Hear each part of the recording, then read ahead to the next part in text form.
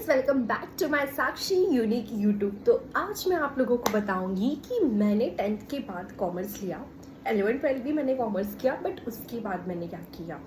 तो सीरियसली देखो, अगर हम 11th 12th कॉमर्स करते हैं तो उसके पास हमारे पास बहुत ऑप्शंस रहते हैं। जैसे हम बीकॉम कर सकते हैं, हम बीबीए कर सकते हैं, उसके बाद हम लॉ भी कर सकते हैं, हम बैंकिंग के एग्ज़ाम्स दे सकते हैं, हम गवर्नमेंट एग्ज़ाम्स दे सकते हैं, उसके बाद हम लेक्चरशिप कर सकते हैं कॉमर्स फील्ड में, उसके बाद हम CA CS CMA CFA और उसके बाद ऐसी बहुत सारी चीज़ें कर सकते हैं। फैशन डिज़ाइनिंग भी कर सकते हैं, ग्राफिक डिज़ाइनिंग भी कर सकते हैं। तो मतलब बहुत ऑप्शंस है, बट मैंने स्पेसिफिकली चूज़ किया बीकॉम। और आपको तो मैंने पिछले वीडियो में ही बताया था कि मैंने प्लेन बीकॉम चूज़ किया था। बट मैंने बीकॉम तो किया, बट उसके साथ साथ मैंने और क्या चीज़ें की ताकि मैं अपनी रिज्यूम में भी वैल्यू ऐड कर पाऊँ और कुछ उसमें चीज़ें ऐड कर पाऊँ। जैसे कि मैंने ट्राई किया CS करने का।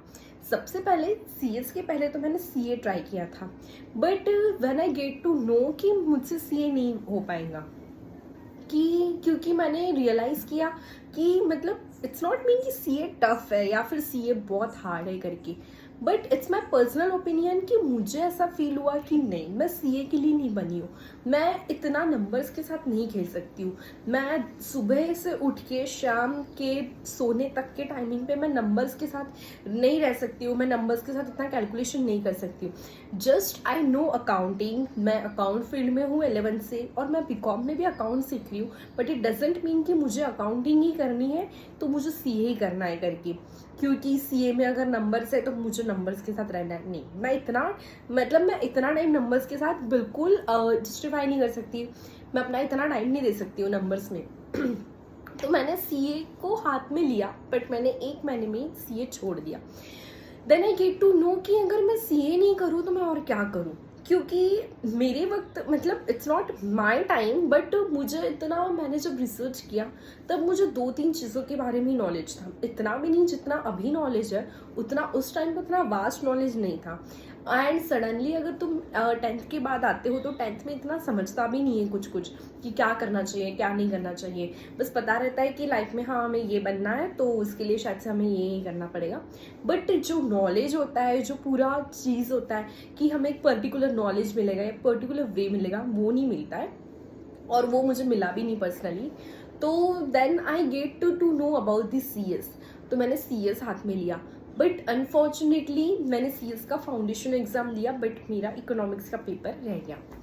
तो फिर मैंने सोचा कि यार इकोनॉमिक्स का पेपर रह गया तो मैं क्या करूँ।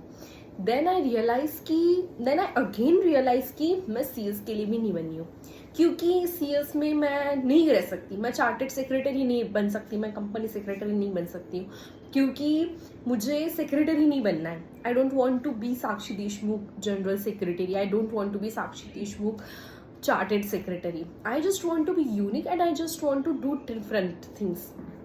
तो फिर मैंने रियलाइज़ किया कि मुझे बीकॉम के साथ साथ तो ये 2 चीज़ें हो गई, तो CA और CS, तो फिर मैंने क्या करना चाहिए करके। सो देन आई डिसाइडेड कि पहले तो मैं प्रोफेशनल कोर्सेज के पीछे भागने से पहले मैं अपने पे ध्यान देती हूँ। मैं अपना कोर्सेज या फिर अपने स्किल्स इंक्रीज करती हूँ, तो मुझे शायद से प्रोफेशनल स्किल्स से पहले ये चीज़ें करनी चाहिए।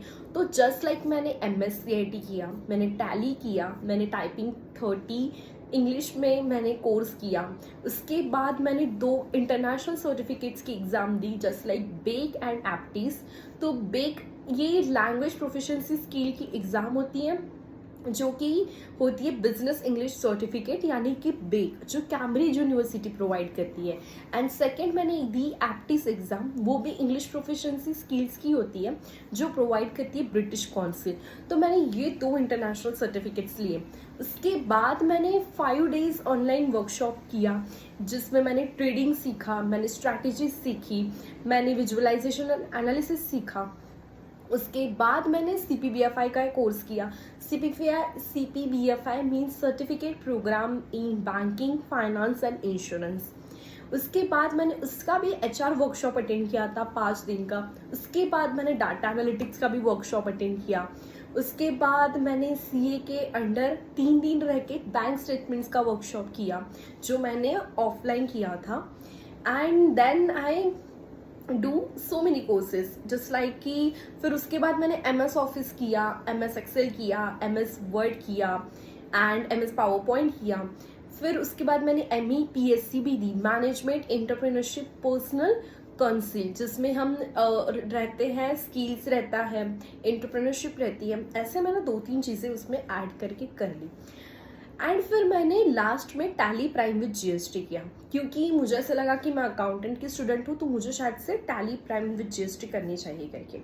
बट ये जो कोर्सेज मैंने इतने किए, ये जस्ट मैंने अपने लिए किए, बिकॉज कि अगर मुझे ऐसा पर्सनली फील होता है कि अगर मैं ये कोर्सेज अभी रेज्यूम में डालूंगी तो शायद से नहीं हो पाएगा, इट्स नॉट वर्थ इट। क्योंकि अगर मैं सोच रही हूँ कि फिर because now I am doing MBA first year student ना, तो मुझे ऐसे फील होता है कि अगर मैं ये कोर्सेज अभी ऐड करूँगी रिज्यूम में तो कोई कुछ नहीं होगा यार। वो जो स्किल्स मेरे पास है वो स्किल्स उनके पास भी है, तो डिफरेंस क्या है इसमें? There is no difference. और ये जो मैंने इतने कोर्सेज किए हैं ये बस मेरे बेनिफिट के लिए है। इसमें से अगर मैं कुछ डाल सकती हूँ रिज्यूम में, मैं आपको बता रही हूँ मेरे पर्सनल पॉइंट ऑफ व्यू से, कि अगर आप लोगों ने भी इसमें से कोई चीज़ें की होगी तो वो चीज़ें आपके काम आने वाली चीज़ें हैं। ये चीज़ें ऐसी नहीं है जो तुम, हाँ मैंने टाइपिंग में सर्टिफिकेट किया है तो मैं डाल दूंगी, no, it's not worth it, it's not totally worth it. तो वैसा नहीं कर सकते। रिज्यूम में तुम टाइपिंग 30 नहीं डाल सकते हो। तुम अगर इसमें से कुछ डाल सकते हो तो there are like MS Word, MS PowerPoint, MS Excel. और ये 3 चीज़ों में भी अगर तुम एक्सेल डाल दोगे तो वो ज़्यादा बेनिफिट रहेगा, because every company ask for the Excel only. उसके बाद मैं इसमें से डाल सकती हूँ तो बेक एंड एप्टिस, जो कि इंटरनेशनल सर्टिफिकेट है, that 2 things only.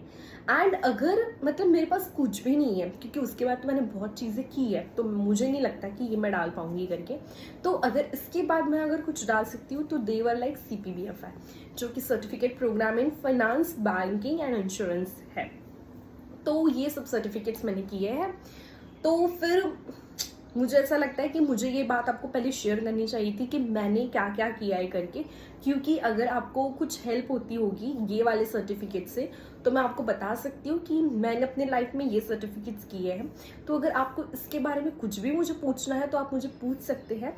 And second thing is that कि कुछ भी शुरू करने से पहले या मीन कि मैं कुछ भी चीज़ें आपको सिखाऊँ या फिर पहले कुछ शुरू करूँ तो आपको मेरी नॉलेज होनी चाहिए। इट्स मीन लाइक कि मैं अपने बारे में आपको बता दूँ कि एग्जैक्टली मैंने क्या क्या किया है करके लाइफ में, क्योंकि मैं यहाँ पे रियलिटी चेक देना चाहती हूँ लोगों को कि एग्जैक्टली मैंने क्या किया है, मैंने पर्सनल एक्सपीरियंस क्या फील किया है, और ताकि मैं आपको कुछ शेयर करूँ करके। At the end of the day मुझे पता है कि मुझे मतलब अगर मेरा कोई वीडियो देख रहा होगा जो मेरे से भी नॉलेजेबल होगा, it's all fine.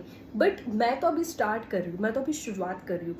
Teaching is my hobby, it's not mean कि teaching is my hobby, to telling stories it's my hobby. मतलब मैं लोगों को कहानी बताऊँ मेरे लाइफ में क्या हुआ था करके, और उस पर से मैं लोगों को चीज़ें बताऊँ कि लोगों को समझाऊँ कि एग्जैक्टली ये होता है, ये नहीं होता है। तो इसलिए मैं आपको पहले तो मेरी कहानी बताऊंगी। तो अगर आपको ये वाले वीडियो से कुछ भी बेनिफिट होता है तो please like, share, subscribe my channel. And आज के लिए बस इतना ही, और इसके बाद मैं आपको क्या क्या होता है मैं आपको बताऊंगी। So this is all about my certificates and let's do more. Okay, bye, thank you.